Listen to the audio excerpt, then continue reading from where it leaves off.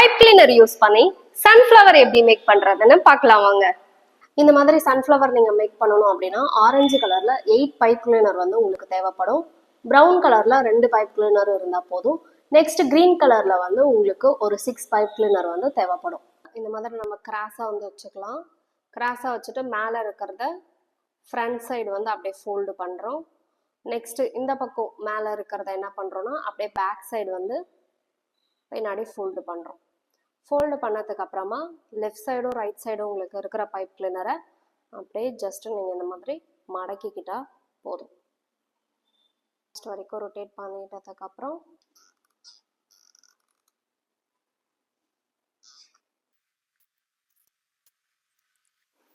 ஃப்ளவருக்கான full explanation video நம்ம சேனலில் கொடுத்துருப்பேன். அதுக்கான லிங்க்கை இந்த வீடியோக்கு கீழே ஆட் பண்ணுறேன், மிஸ் பண்ணாமல் பாருங்கள். இப்போ மேலே ஃப்ளவருக்கு தேவையானது எல்லாமே கம்ப்ளீட் பண்ணியாச்சு. இப்போ லீஃப்க்கு என்ன பண்ணணும் அப்படின்றத பார்க்கலாமா?